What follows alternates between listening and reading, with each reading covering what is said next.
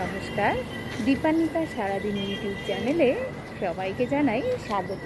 এই যে আমার ছোট্ট রাম, আজকে স্কুলে ওদের দুর্গা শিব সব কিছু সেজে যাওয়া, মানে দুর্গার পরিবার আসা আর অকালবোধন। তো অকালবোধনে রামচন্দ্র সেজেছেন।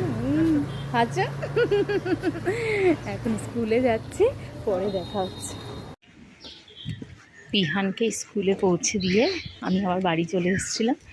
এই আমি এখন গুছিয়ে বেরোলাম, অরিত্র অফিসে চলে গেছে আর আমি যাচ্ছি আজকে একটু বসিরহাট কোর্টে আমার অফিসের একটা কাজে।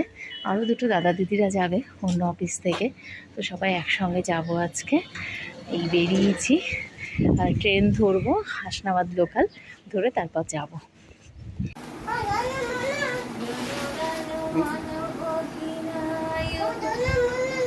হ্যাঁ দিচ্ছি তো।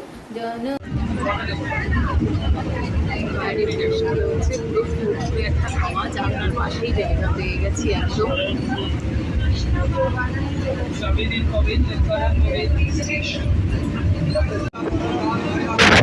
বাইরেটা সবুজ আর সবুজ, কত ফাঁকা জায়গা এখনো এই হাসনাবাদ লাইনে আছে। কি সুন্দর লাগছে, বৃষ্টি হচ্ছে, রোদ নেই।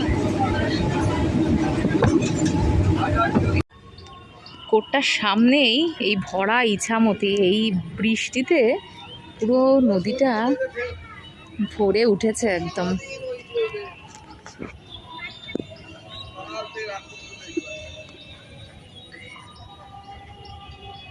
জলে খুব স্রোতও আছে।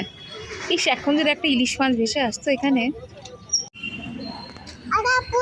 অফিস থেকে বাড়ি ফিরে বিহানকে নিয়ে বেরিয়েছি। এই নিউ ব্যারাকপুরে মানে দুর্গাপুজো উপলক্ষে লাইটিংগুলো দিয়ে দিয়েছে, আজকেই প্রথম জ্বালিয়েছে। আর প্যান্ডেলে সব ঠাকুরও এসে গেছে, কিন্তু ঠাকুরগুলো এখনও ঢেকে রেখেছেন ওনারা, কাজ চলছে। এই লাইটিং দেখাতে, ও তো লাইটিং দেখে খুব খুশি হয়ে গেছেন। কেমন লাগছে বিহান? ওর কি ভালো লাগবে, ও তো ছোট্ট, ওর তো ভালো লাগবেই।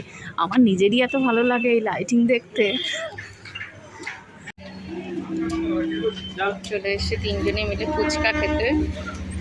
বিহান, ফুচকা খাবে তুমি? মন ভরে ফুচকা খেয়ে কি হয়েছে বিহান?